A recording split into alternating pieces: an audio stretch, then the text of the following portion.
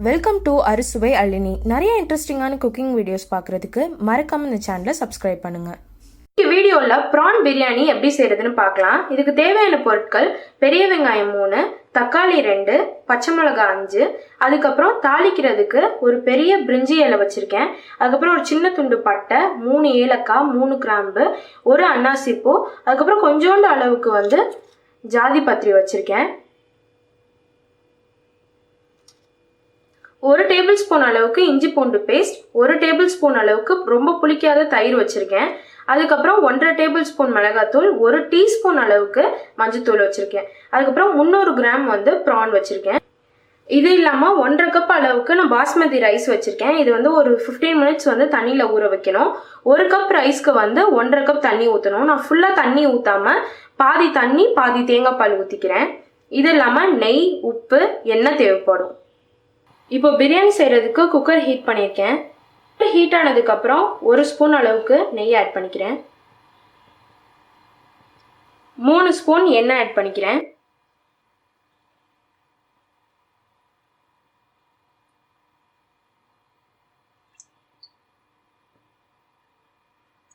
எண்ணெய் நல்லா சூடாயிடுச்சு. இப்போ பட்டை கிராம்புலாம் ஆட் பண்ணிக்கலாம்.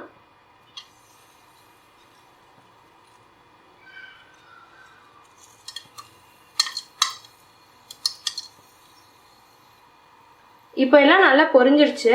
பச்சை மிளகாய் முதல்ல ஆட் பண்ணிக்கிறேன்.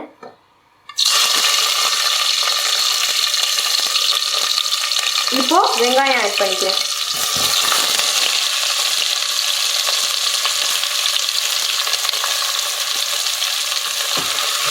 வெங்காயம் நல்லா ப்ரௌன் ஆகுற வரைக்கும் வதக்கணும்.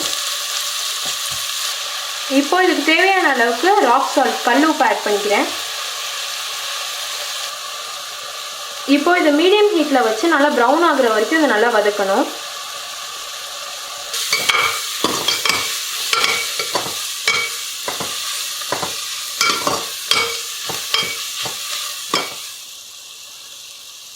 இப்போ வெங்காயம் நல்லா ப்ரௌன் ஆயிடுச்சு. இஞ்சி பூண்டு பேஸ்ட் ஆட் பண்ணுறேன்.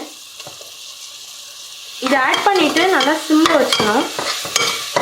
இது ஒரு 2 மினிட்ஸ் சிம்மில் வச்சு நல்லா வதக்கணும்.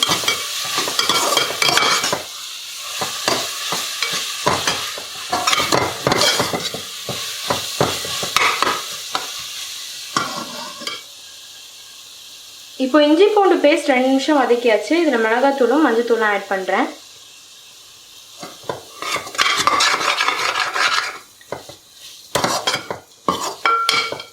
இதையும் சிம்லே வச்சு ஒரு 2 நிமிஷம் நல்லா வதக்கணும். இப்போ மிளகாத்தூள் ஆட் பண்ணிவிட்டு 1 நிமிஷம் நல்லா வதக்கியாச்சு. இப்போ தயிர் ஆட் பண்ணிக்கிறேன்.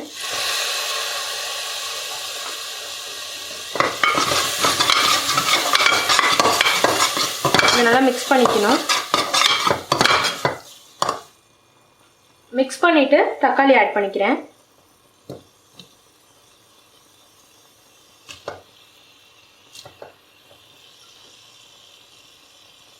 இது கூடவே கொத்தமல்லி புதினாவும் ஆட் பண்ணிக்கிறேன்.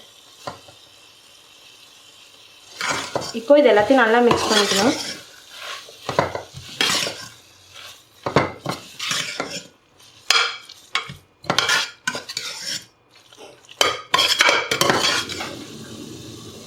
இப்போ இது ஒரு 5 மினிட்ஸ் மீடியம் ஹீட்டில் நல்லா வதங்கணும்.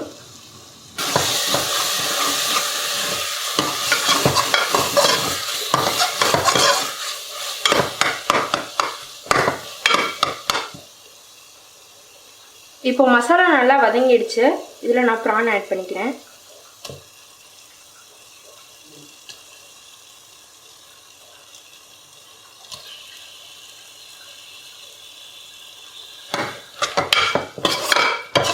இப்போ 2 நிமிஷம் ப்ரான் நல்லா வதக்கணும்.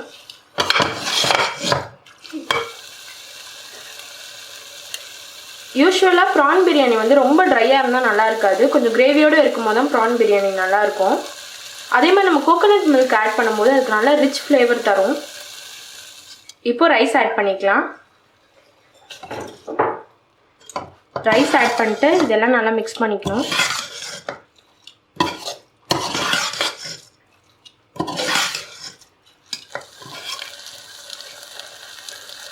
நான் இப்போ தேங்காய் பாலில் தண்ணி கலந்து வச்சுருக்கேன். 1.5 கப் ரைஸ்க்கு 2.25 கப் தண்ணி ஆட் பண்ணணும். அதை மெஷர் பண்ணி இதில் ஆட் பண்ணிக்கிறேன்.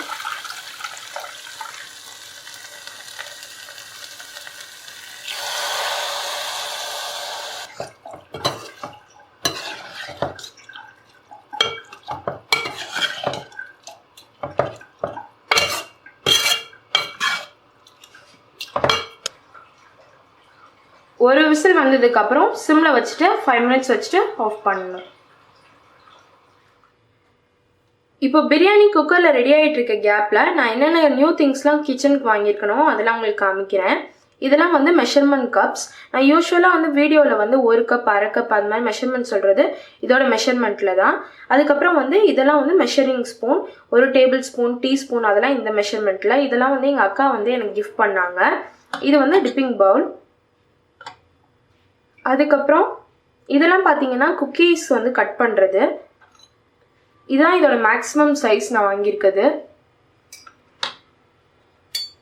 இது வந்து மினிமம் சைஸ். இது நம்ம வந்து வெறும் குக்கீஸ்க்கு மட்டும் இல்லாமல் சப்பாத்தி பூரிலாம் வந்து சின்ன சைஸில் போடும்போது அதுக்கும் நம்ம இது யூஸ் பண்ணலாம். இந்த பவுல் வந்து நான் குக் பண்ணுறதுக்காக வாங்கலை, வீடியோவில் ஃபைனலாக ப்ரெசென்ட் பண்ணுறதுக்காக வாங்கியிருக்கேன். இது வந்து பார்க்க ரொம்பவே நல்லா இருக்குது. இதோட காஸ்ட் வந்து 170.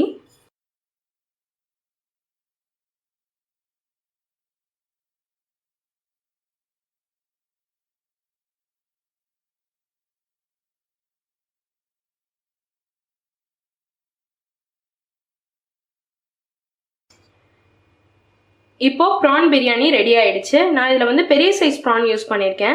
ஆனால் எப்போவுமே வந்து ப்ரானில் வந்து சின்னதாக வந்து டேஸ்ட் நல்லாயிருக்கும்.